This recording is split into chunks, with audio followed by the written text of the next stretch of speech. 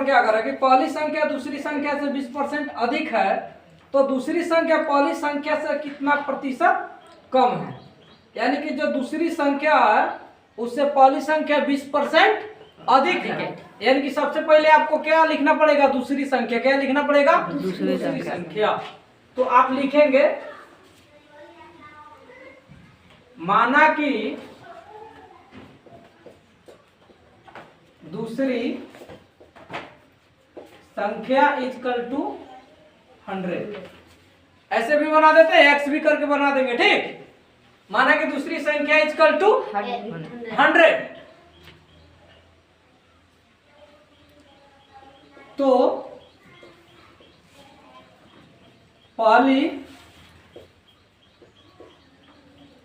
संख्या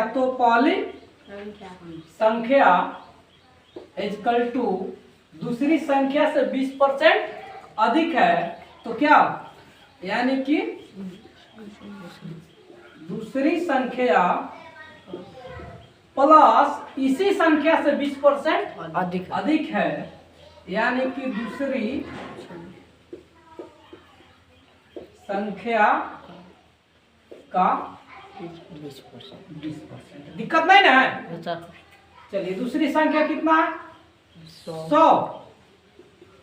और दूसरी संख्या का के मतलब गुना 20 दिया है, परसेंट हटेगा तो नीचे का हो जाएगा 100। 100 से 100 कैंसिल। चलिए दूसरी संख्या, पहली संख्या कितनी हो गई, 120। अब समस्या नहीं ना।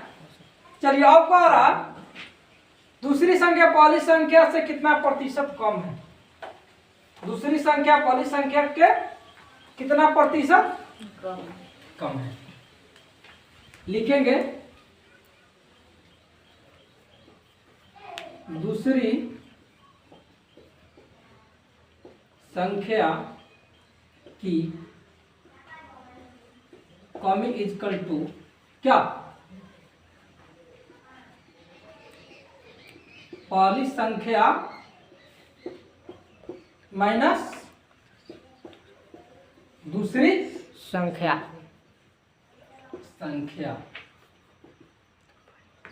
चलिए पहली संख्या कितना आ गया आपका 120, दूसरी संख्या क्या है 100, क्या बच गया आपका 20 कम है। पहली संख्या से दूसरी संख्या कितना कम है, 20 कम है। अब हम क्या करेंगे, कमी का प्रतिशत क्या निकालेंगे। क्वेश्चन कह रहा है कि कितना परसेंट कमी है, कमी का प्रतिशत। दिक्कत नहीं ना, कमी का प्रतिशत। चलिए प्राप्त कितना है 20। प्राप्त कितना है 20। टोटल कितना है 120। आप परसेंट में लाने के लिए क्या बोले हैं आपको, 100% से इसमें मल्टीप्लाई। कैसे कोई भी सामान क्या होता है 100% होता है, तो 100 से क्या कर लेंगे, मल्टीप्लाई कर लेंगे। चलिए 10 से 10 और 2 से कटेगा तो कितना बार में, 6 बार में कटेगा। फिर 2 से कटेगा तो 50 बार में, और 2 से कटेगा तो 3 बार में। 3 से काटेंगे तो 16 तिया 48। 2 बच गया का, तो दशमलव देके 2 पर 0 देंगे, हो जाएगा 20 में 3 से भाग देंगे तो 6 बार में कटेगा। फिर ऐसे 6 बचते जाएगा, यही ना होगा। यानी कि इतना परसेंट आपका क्या कमी है। कमी का प्रतिशत कितना, चलिए इतना परसेंट आपका